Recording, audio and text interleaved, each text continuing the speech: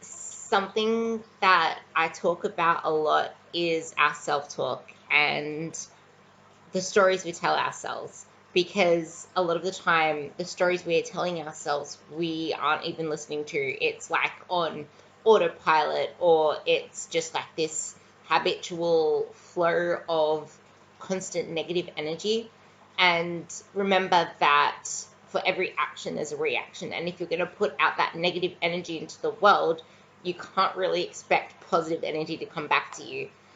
Remember, your self-talk is everything, and it creates the world that you will experience. Like, your perception is your reality, and thoughts become things. The words you use to talk to yourself, they're like they're like the fuel for your being, because those words can either empower you or they can bring you down. They can either give you hope or they can lead you into like fear mentality. And a lot of us see fear and failure as something that's inherently negative, and it's far from that. And something I talk about a lot of the time is my love of failure, because every failure brings an opportunity, and every failure is a lesson. It's an experience. It's something that you can utilize to grow you and to take you that bit further. But that depends on your perception of it.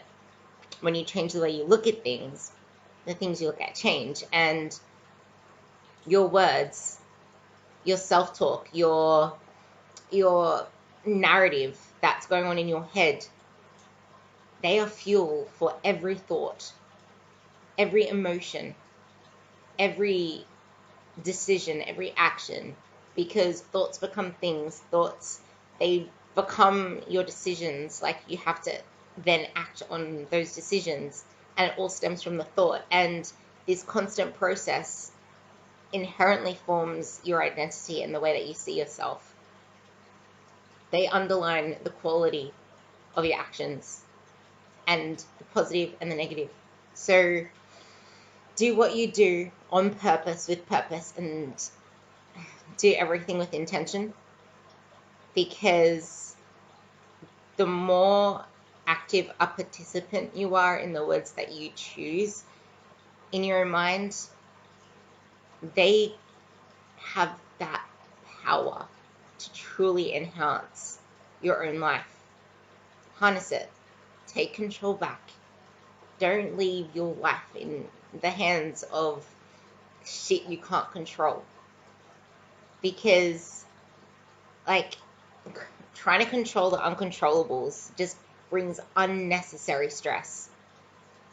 You can, like, something I always say is, you can't control the output. You can only control the input, because there's your effort. Put in 100% effort. There's this clusterfuck in between. Like, for example, COVID happened. This happens, that happens. Maybe you get a phone call that throws you off your feet. But your input is in your full control. Control what you can control in the midterm, and that spits out the result. Enjoying this process is what makes you satisfied with this. I was watching a movie last night. It was called Eurovision, and I absolutely loved it. There was a guy and a girl in it, and the guy had only one focus, and that was on winning. And it ostracized him. It took away the chance for him to have love in his life, until he changed that perspective and realized that it's not the song that wins the contest, but it's the song that is sung from the heart. That's the best song. The best song is the one that's from the heart. And that's the same with the way that you live your life. If you live your life with purpose, with love, with, I want to say passion, but just purpose is strong enough. That is enough to fuel, like, to fuel your most best life. And yes, I did put two similar words together, but it's just that powerful. So keep in mind that it's not about the song that you sing, but singing it from the heart that matters most, because the narratives you keep repeating to yourself, they set the tone for your life and the world in which you experience it.